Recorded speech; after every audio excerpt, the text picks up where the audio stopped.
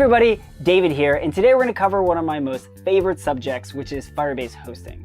So you've probably used Firebase hosting to deploy static websites, but did you know that you can use Firebase hosting to deploy dynamic node apps?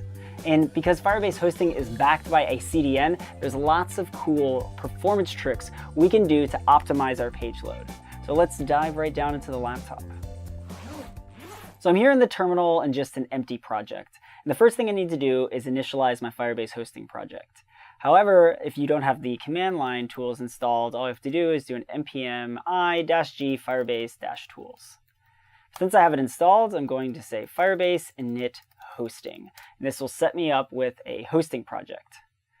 And so I need to set my default project, and then my public directory, and then some other default files. And then now that I have all of my hosting set up, I want to set up my dynamic cloud functions. And to do that, I'll say Firebase init functions. So this is going to go through and ask me if I want to install the dependencies from npm, which I do. All right, now that it's finished installing, we want to go into the functions folder, and I want to install the Express server framework. So npm i express save. And with that done, we'll cd back and open up our favorite code editor. So in the code editor, you can see that we have two folders. We have this functions folder and this public folder. And it's really important to understand the difference between these two. If you've used Firebase hosting before, you'll recognize this public folder because usually your entire static application goes inside of here. But now that we can do things dynamically, our dynamic server code goes into our functions folder. And the reason why they are separate is because they actually go to two different places. So if you need something to generate your assets dynamically, it needs to also be in the functions folder. So I'm going to go into the index.js file, and you can see that we actually have this little boilerplate cloud function. So I'm going to uncomment it, and we're going to go step by step and see what's going on. So the first thing you do is you require from the Firebase Functions SDK, and then from here, we create a HTTPS function. And what this says is that every single time there is a request to this function, we can take in the request and handle the response. And then also what we're doing is we're taking the results of this function and we are storing it to an export. And right now we're naming the export Hello World. So all of the dynamic code can happen inside of this onRequest callback. But it's probably likely that you don't want your entire server operating in one callback. So instead, we're going to use Express. So to use Express, we're going to go up here to the top and require from Express. And then once we have Express imported, we can create an Express app. And an Express app allows us to listen to when a user or machine sends us a request, and then we can handle the response. So in this case, whenever someone does a GET request to the timestamp route, we can get that request and then send back a response. So inside of this callback, we could do something like send hello from Firebase, but instead I'm going to send a current date. So I'll use date.now. So now inside of onRequest, we can actually take this Express app and then use that as the parameter. So I'm almost ready to deploy this, but what I need to do now is I need to hook up this cloud function with my Firebase hosting project. And I can do that inside of firebase.json. So firebase.json allows us to do lots of great things like set up redirects and headers, and in our case, we want to use rewrites. And what we want to say is when we see the route of timestamp, we want to call the function app. And this function name app, we can know to name it app because here in index.js, when we say exports dot, right now we call it hello world, but if we change it to app, we now match the same name as we have here in firebase.json. So to test this out, I'm in the command line and I'm going to use Firebase serve -- only functions and hosting, which this will do a local emulation. So now that that's emulating, I'm going to go out to the browser. So we can see right here, we have our timestamp, and every time we do a refresh, we get a brand new dynamic timestamp. Now that we have our app running, let's actually take a look and see what's happening when the user makes a request. So when a user makes a request, it goes all the way out to our server. Our server does all the dynamic generation and then sends the response back to the user. However, our user could be really far away from our server, and in that case, it actually could take a long time to make this round trip. So what would be really good is if we didn't have to send the content back this far. What if we actually had a server to cache the results right near the user? Well, this is exactly how a content delivery network works. So adding caching to your dynamic server code is really easy because it only actually takes one line of code. Back in my index.js, I'm going to go and create another route that's kind of like timestamp, but just a little different. So I'm going to create a new route called timestamp-cached. So I can cache the content by setting the cache control header. So using response.set, that is how I can set a header. And this cache control has three parts to its value. The first part is public. And what public states is that we can actually cache this content on a server. If it was private, we could only cache this content in the user's browser. The second part is the max age property. And max age says how long we can store this content in the user's browser. In this case, we'll set it for 300 seconds. And this last part is the smax age. And smax age says how long can we store this on the CDN. And in this case, we're going to set it for 600 seconds or 10 minutes. So now I'm going to save, and we're going to go and actually deploy this app to production. But before we can do that, we need to go back to firebase.json, and we actually need to redo our rewrite. Because right now our rewrite only matches for the timestamp route. So if we want it to also match for other routes, we can change it to use a ** glob, which will say match any route. So now in the command line, all I have to do is write Firebase deploy, and this will go out and deploy our static assets to Firebase hosting and our dynamic code to Cloud Functions. So now that my app is deployed, I'm going to copy this Firebase hosting URL. And then I'm going to go out to this timestamped page. And you can see right here, we have our timestamp. So now if I pull up the Chrome DevTools, and I go to the network panel, I'm going to do a refresh. We can see that was 437 milliseconds, 228. And now if I go to the cached version, we can see how fast that is. And we see that that wasn't really much different. That was at 690 milliseconds. But watch what happens when I refresh again. Went down to all the way to 17 milliseconds. And actually pay attention to the timestamp on the page. When I refresh, it doesn't actually change. And that's because this content is now cached. So you're probably wondering why the second load of our cache page was much faster than our first. And to see, let's take a look at what's going on behind the scenes. So just like before, we have a user who's going to make a request for our website. But with a content delivery network, it's actually going to stop at this edge server, which is close to the user. And the edge server is going to check to see if the content is in its cache. If it's not in its cache, it's going to forward the request off to the origin server. The origin server is going to do the dynamic content generation, and then it's going to send that back to the edge server. The edge server is going to cache this content, which will be controlled by the cache control header that you set. It'll then send that content back to the user. Now let's say another user in that same area makes a request for the website.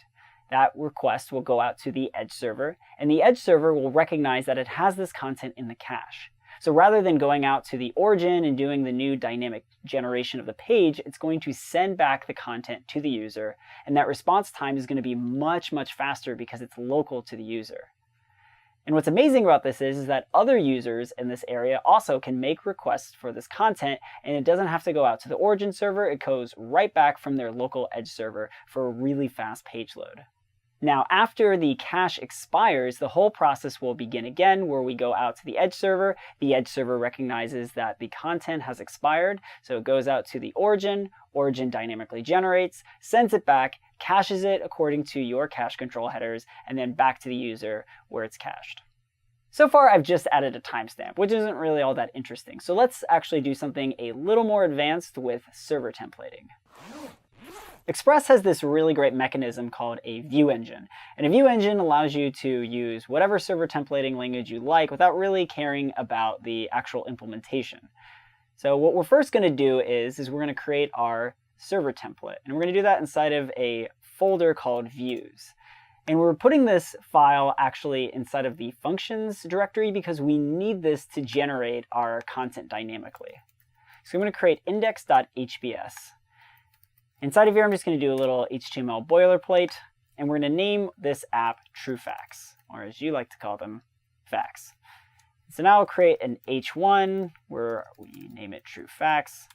And then within here, I want to iterate through a list of facts. So I'll create a UL, and then I'll use the handlebars each helper, and I'll say for each one of these facts, we will use a list item and spit out that list item's text.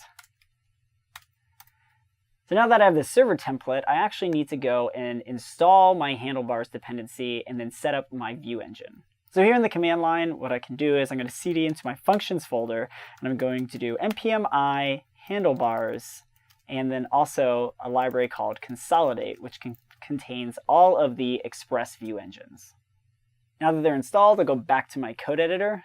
And inside of index.js, I'm going to require engines from consolidate.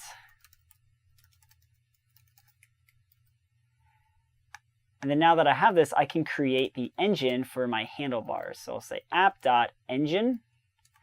I'll name it HBS.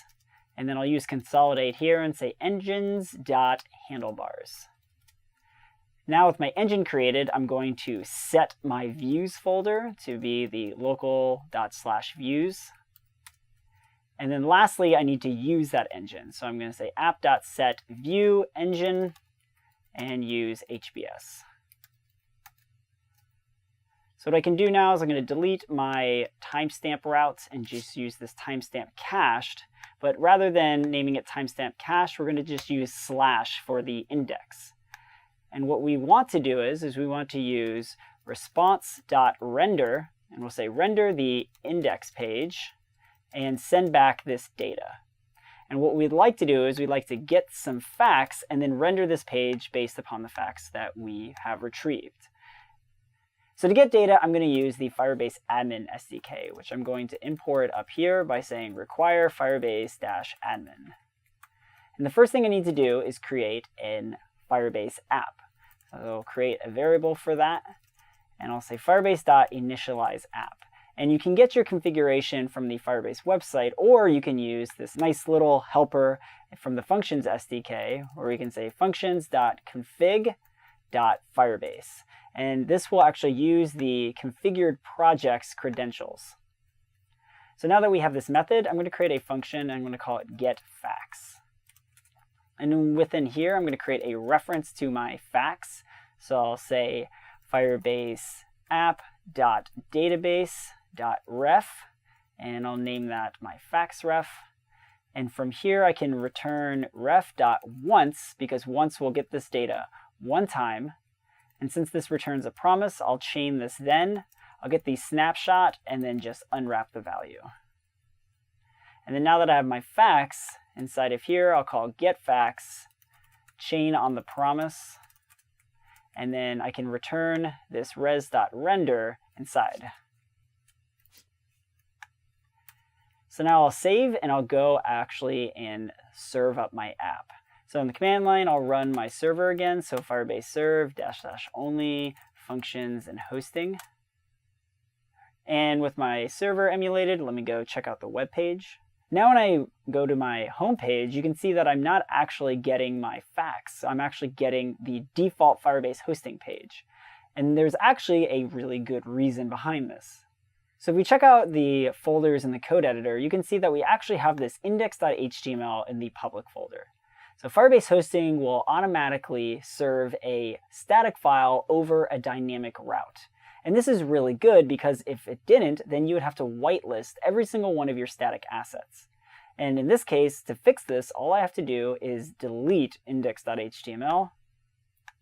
And then now I'll go out and deploy my website. So now that it's deployed, I'm going to copy this URL. And now we have our list of facts because we no longer have that index.html.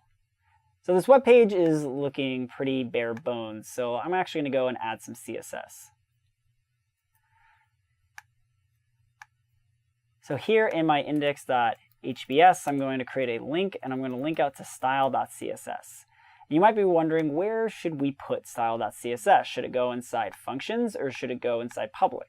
And I'm actually going to create it inside public because it's a static asset. I don't need it for any server generation, and it doesn't change unless I deploy to Firebase hosting.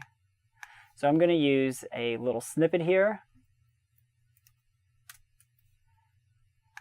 Now I'm going to save, and we're going to deploy. Now when we go back to our page, we have our nice styled version. And the great thing is when we go to our network, you can see that each one of them have a nice low latency, and they're all served over the same domain. And you actually can generate more than just HTML content. You can generate all sorts of things like JSON. So if we go back to our index.js, we can actually take this app.get route, and we can create another one, but we'll name this one facts.json. And then from here, rather than calling res.render, I can call res.json, and then just pass back the facts. And then now, rather than serving up HTML, I actually have created myself a JSON API with a CDN caching layer. And then now I'll go out and deploy my website. So now after I deploy, I can go out to facts.json, and you can see that we have all of our JSON data being returned. So if you take away anything from this video, know that you can now host Node apps onto Firebase hosting. And you can take that generated result and store it into a CDN for a huge perf benefit. But now the question is, what about JavaScript frameworks?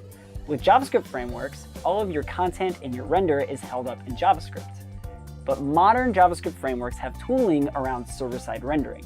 So you can take that same client-side app, render it out on the server for a fast first paint. And if you stay tuned, we're actually going to have an entire series on server-side rendering with various JavaScript frameworks. So make sure to subscribe so you stay up to date.